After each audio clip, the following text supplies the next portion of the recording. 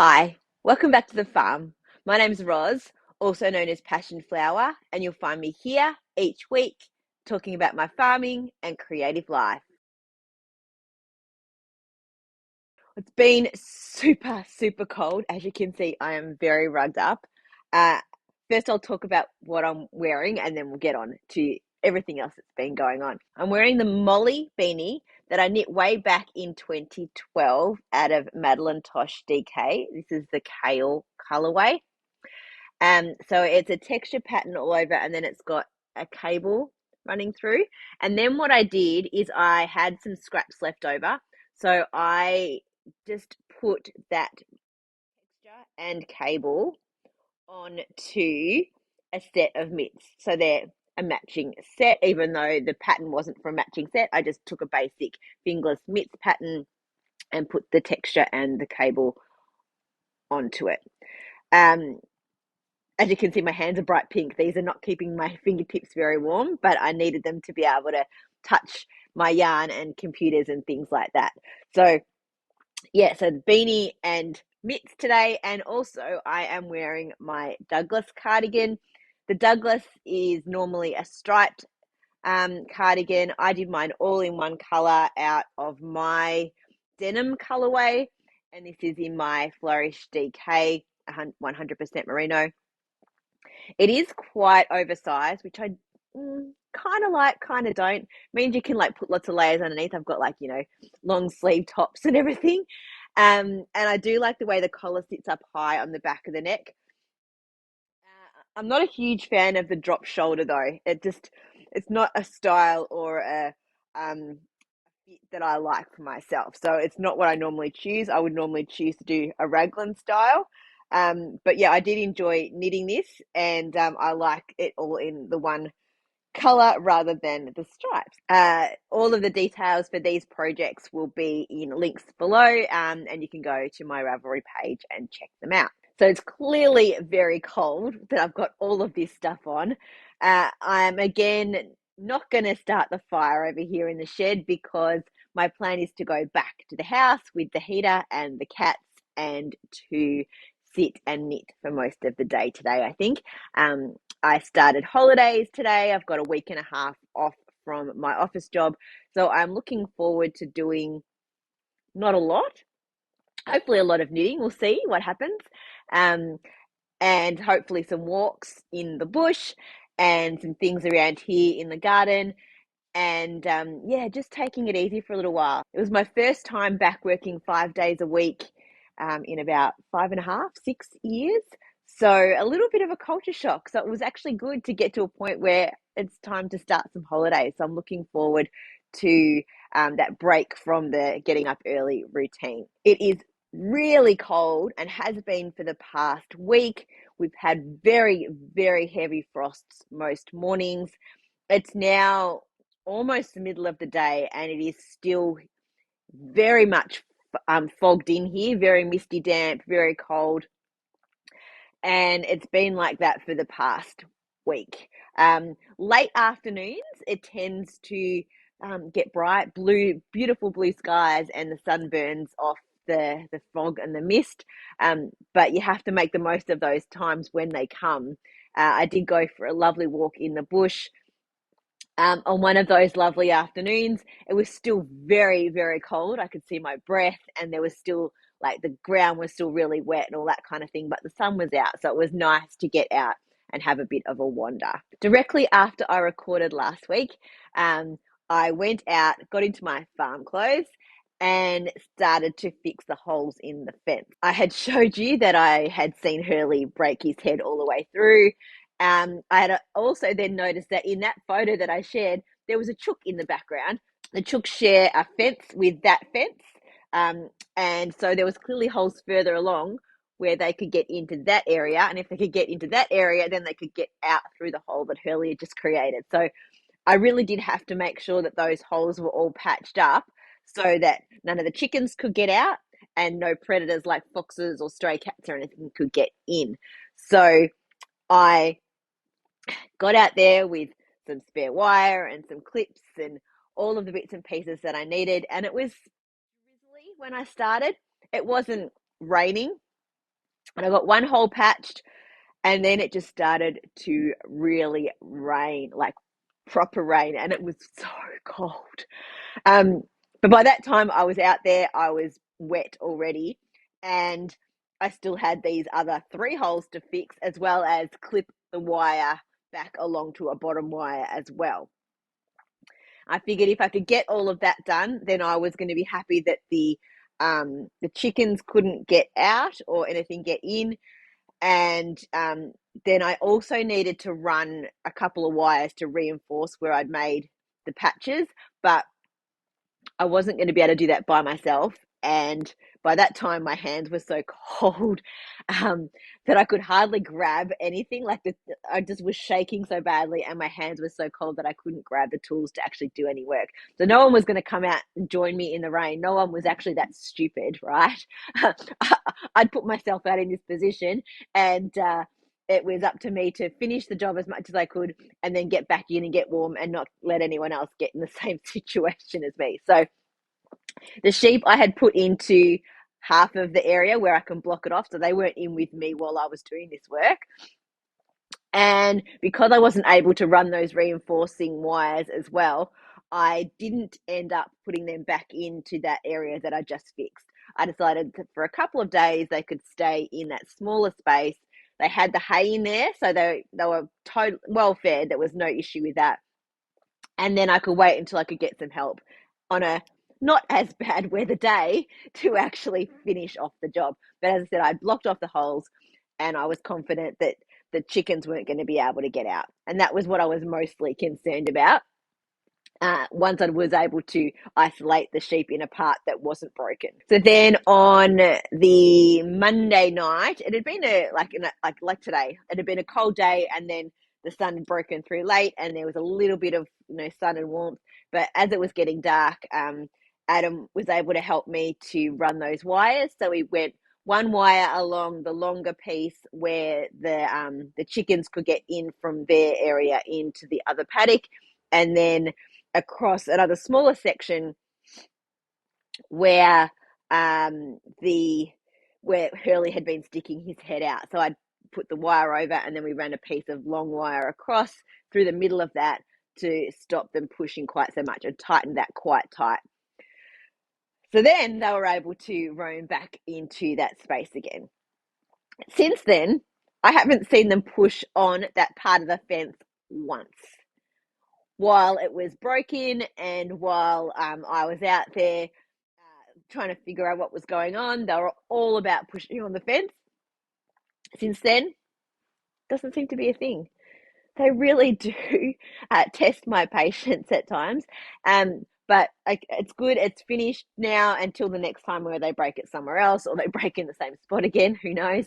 But at least that is done. But I was so freezing and wet afterwards. I had a super hot shower. I'm pretty sure that I probably scalded my skin. It was running so hot. And then I got into bed and just snuggled up, and was able to finally get myself warm. Speaking of getting in a hot shower and snuggling up, that's probably what I'm going to do as soon as I'm done over here in the shed too. I will defrost my hands, and probably have a warm shower, and then I'm going to sit in bed and knit for the rest of the day, I think. Because it is cold, and because I don't have to be over here, I'm not going to be vending at Bendigo. I haven't really done any passion flower work in the past week. I was talking last week that I was winding some mini skein sets. I need to finish those, and I need to do a tidy up in here. I've got some market stuff still sitting on a table.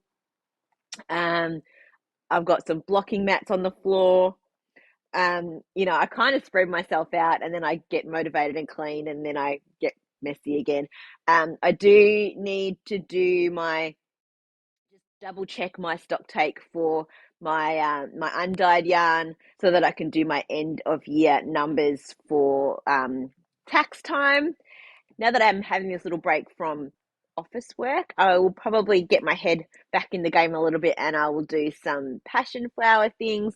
Got a few ideas percolating around, and Hopefully the weekend is supposed to actually be quite nice. These next few days are supposed to still be very, very cold. But once the weather breaks a little bit, I will get the fire going here in the shed, and I'll spend a whole day over here and try and get myself motivated doing a few things. Okay, I actually have quite a bit of knitting progress and two finished objects. So let's get on and see what I've done. First, to the stripy socks for my mum, which will be going to her for her birthday very, very soon. These are knit out of half-baked hand-dyed in the Wickwood colourway. I really like the colours.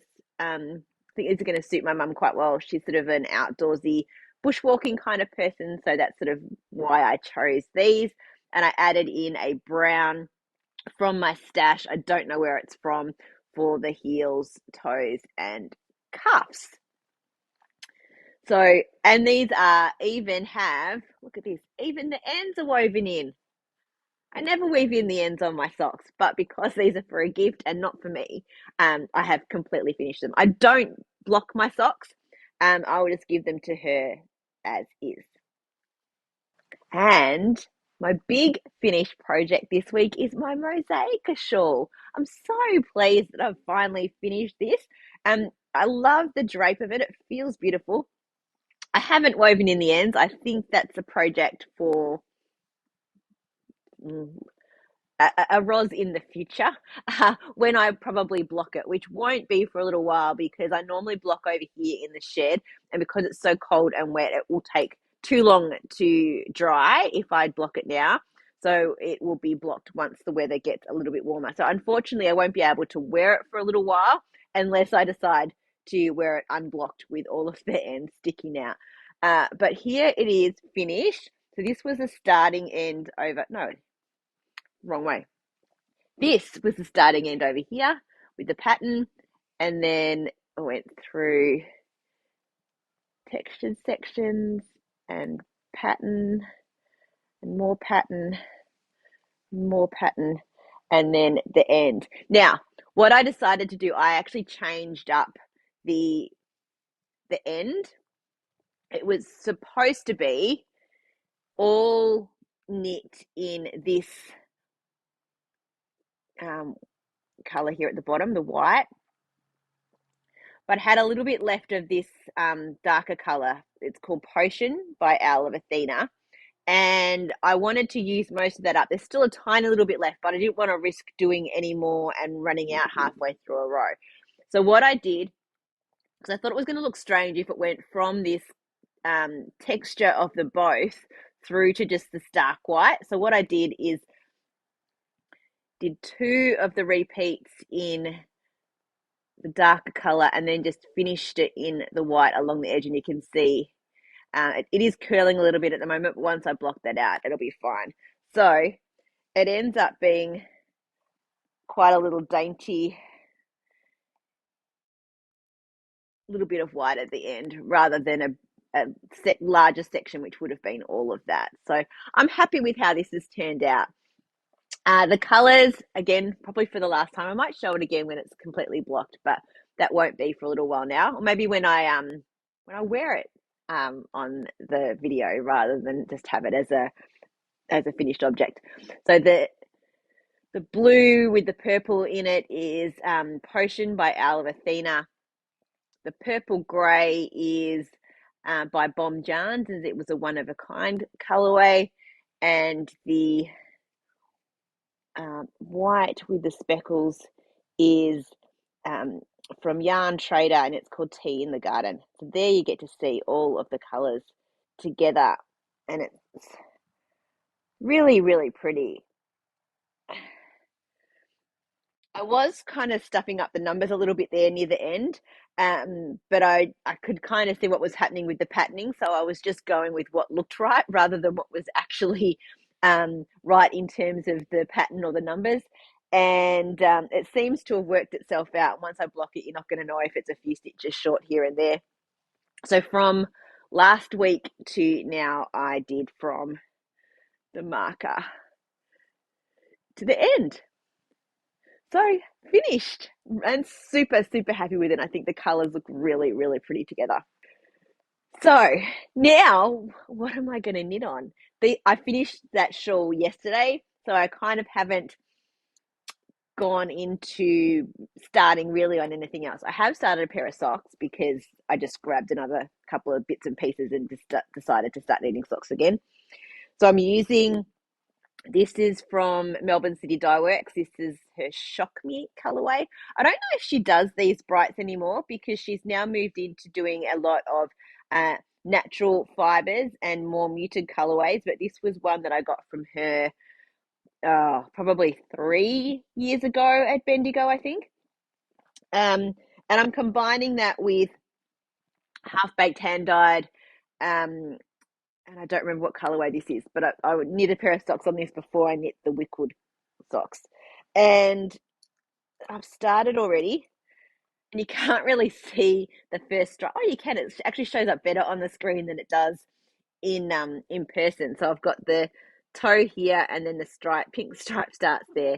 I don't think I'm going to make these socks match in terms of the color stripes between the first and the second, but they'll be the same length in terms of the amount of stripes that I do before the heel, and then the amount of stripes I do before the cuff. So yeah, I've started on those. But in terms of a larger project, I literally pulled a couple of things out of my little storage cube just now to sort of talk through what I think I might do next. I don't think I'm going to start anything new, although I might if I kind of don't end up getting a feeling out of these. So these are two projects. One's been sitting for quite a while, and one I started swatching for and began at the start of the year and then put down to focus on the Mosaic shawl. So, and I also didn't want to be working on this first one around the cats when they were brand new because I wasn't sure how they were going to react to knitting, and I didn't want to risk this project because it's mohair held double. Now, Quinn is really good with the knitting and he'll sit on my lap and he's totally fine with it. Maggie likes to sit a little ways away and switches her tail and watches, and then she'll just pounce on it and bite it. And so I have to sort of figure out how I'm going to work with something that's a bit more delicate, especially when I'm holding two yarns together. The project I'm talking about is the Evanescence jacket by Joji Locatelli. And I had done a lot of swatching in terms of how the colours were going to come together. Here's another one of my swatches here. So you start with like a solid and then you do some marling. So you're holding one strand of one colour and one of the other, and then you go to two strands. And I think these are the colours that I ended up doing this kind of slots in there. And without doing the dark blue at the bottom. So, and I'd started and I've done just the back of the neck, and it's about the number of rows where if you were using, I think her pattern is for 6 colours, and I think I'm going to be using, what's that, 1, 2, 3, 4, only 5 colours. So I was going to have to do some maths and figure out when I was going to do the marling sections so that overall the garment would be roughly the same size or size per the pattern, but that I was getting the blocks of colour working the way that I wanted it to go. So I had paused, and then I got the cats, and I decided that this was not a project to have out with the very, very fine yarn and double strands. So I have put it all in a bag. I've got some notes in here, and so that's something that I can go through. I also wanted to wait and see if anyone else on Ravelry had knit the pattern the way that I was thinking about doing it, so that I could look at their notes and see if there was anything that I could get from that to sort of figure out what I was going to do.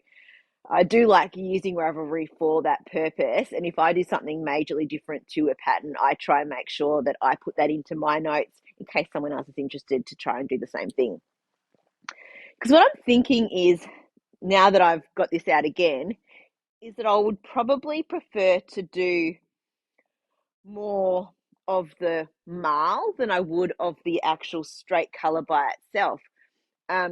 You kind of do need to have the transition between, but I think that those stripes could be much smaller and the marl could be much bigger. So again, I'll have to get out the pattern, see where I was up to, and hopefully I did write proper notes and start to sort of work out doing the maths to decide what's going to happen next. But yeah, I had only really done, do I have it in here as well? Yeah, here it is. But I'd only really done the top of the neck. So that's the back neck there. And you can see it's a really pretty lace pattern.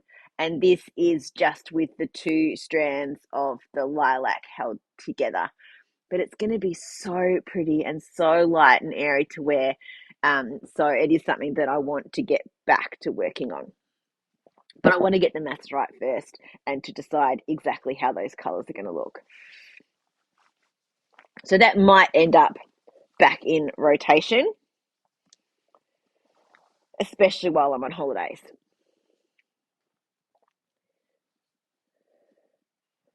The other thing that I grabbed that I thought might be a good one, especially for these cold days, is the Honeycombs shawl by Stephen West. Now, this is not even on needle tips, it's literally just on cables.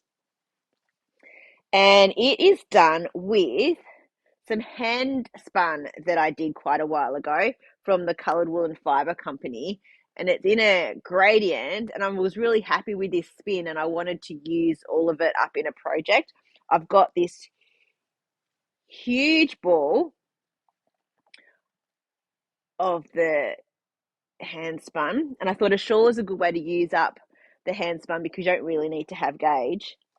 What else do I have in here? And the background colour is the merino silk tweed from Queensland Collection.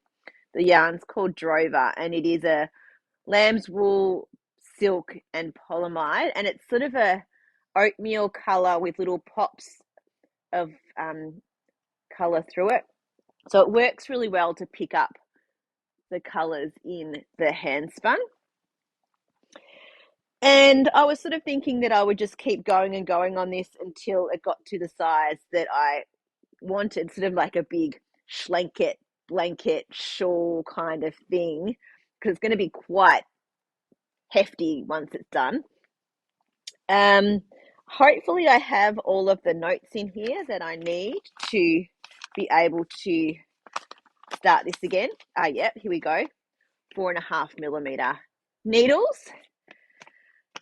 And I'm pretty sure that I was marking off where I was up to in terms, yeah, just as you can repeat the honeycomb pattern as many times as you like to customize the size. And I have marked off where I am up to in the honeycomb pattern. So I should be able to just pick this one up and go. So I'm thinking, considering that there's still a lot of thinking and maths to do with the Evanescence, I may try and just get going again on this, which would be fun, I think. I am also looking at a couple of other patterns. I was just browsing Ravelry before I started recording, and there's a few things in my library that I would like to knit. I would like to get back to just give me a second, show you a photo, to the Coline jumper.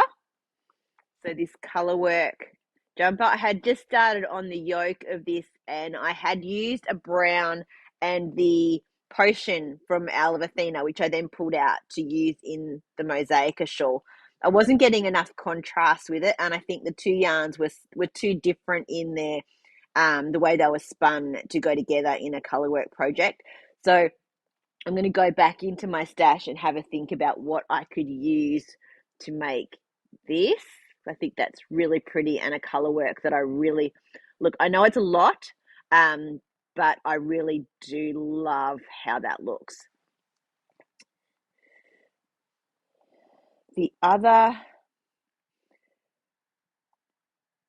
pattern that I would like to think about is the Gum Blossom Shawl by Meg Gadsby.